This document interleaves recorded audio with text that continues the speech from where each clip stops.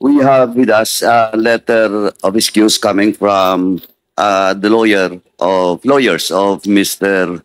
Police Colonel Grijaldo.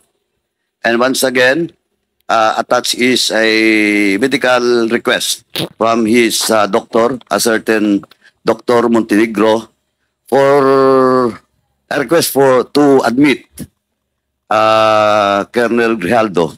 But just to inform everyone, this is now the third time that Colonel Grijaldo was absent, and he sent us 3 excuse letter with the same reason, medical, Mr. Chairman.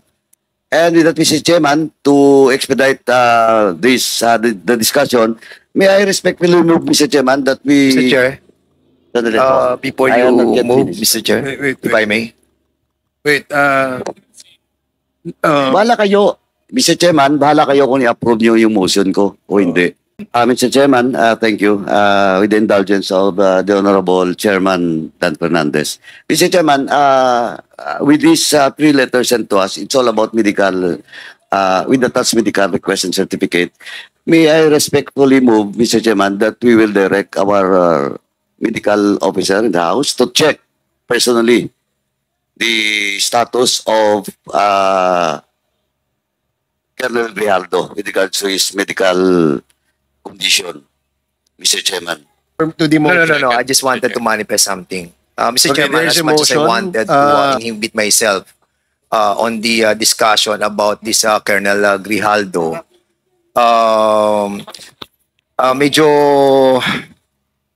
medyo nakakapiko na po, Mr. Chairman, his continued absence, in this committee hearing, in the pretext of medical excuses are not acceptable.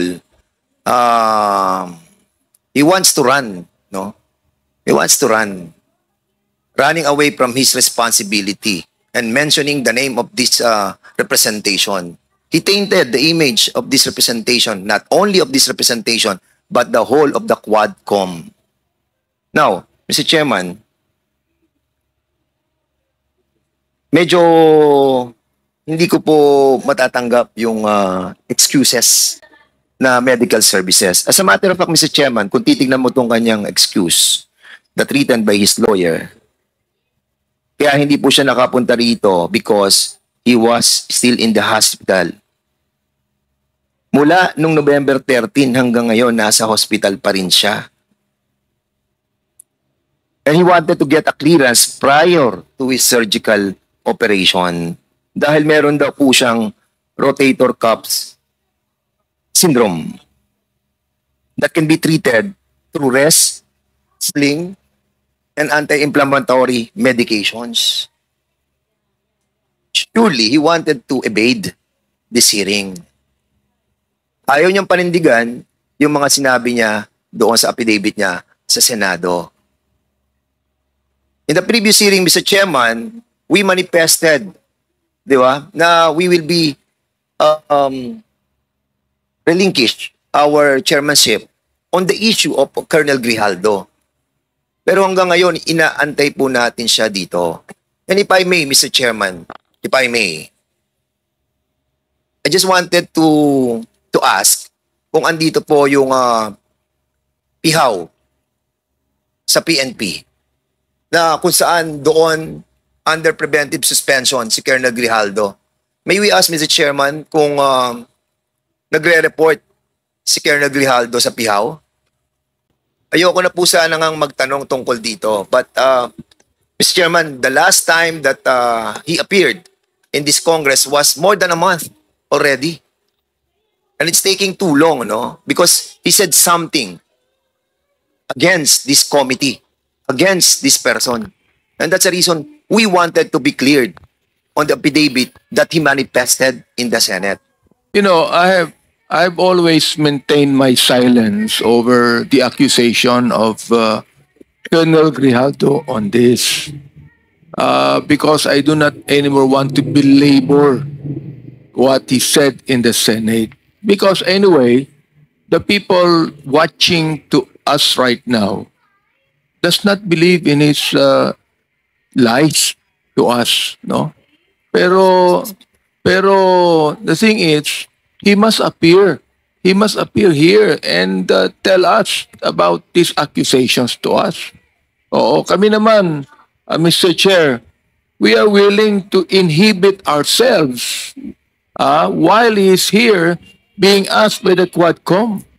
Oo. So my name was one of those mentioned with Congressman Dan Fernandez that we pressured him to tell a lie. Oo. And his lie is brazen, Mr. Chairman. So I'd like to find out what we're going to do with Colonel Grijaldo, realizing that he has not appeared here 3 times with the excuse that he has been in the hospital and confined, Mr. Chair. I'd like to ask the NAPOLCOM about Colonel Grijaldo's attitude and absence because it has been 1 month since he testified in the Senate about this. So, NAPOLCOM, will you please tell us?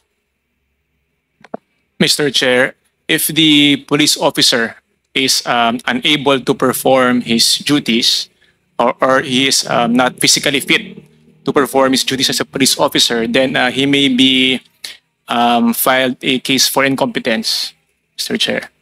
Or otherwise, he may also voluntarily file for permanent physical disability if he would want to claim pension by reason of his inability to perform his or physically function as a police officer, Mr. Chair. You're saying, NAPOLCOM, that he can be charged with incompetence. That's what you're saying? If he is no longer able to perform physically his functions, Mr. Chair, then that is a possible ground. He's trying to hide, Mr. Chair. He's trying to hide from this committee. Of course, he cannot run in this committee's investigation, even if he try to hide. He might even be watching and listening right now. We do not even know. So I would like to ask the NAPOLCOM to actually tell us the recommendation over the absence of Colonel Grijaldo, which is already 1 month since he made a statement in the Senate, Mr. Chair. Thank you, Congressman Abante. Now we proceed with the admin matters. Yes, Congressman Paduano. Lastly, Mr. Chairman, with regards to Grijaldo lang po. You mentioned about the leave, no, official leave of Grijaldo that was, it will start November 25 to December 4. Tama po, sir. Okay, so that will be 9 days because of that special leave na 4, 3, 2 to 4. Tama? 8 days po, sir. 8 days, okay. Now, please, General, mamaya na po yan. Please submit to this committee that official document that indeed you allow Colonel Grijaldo to have an official leave for 8 days. That's number 1 po.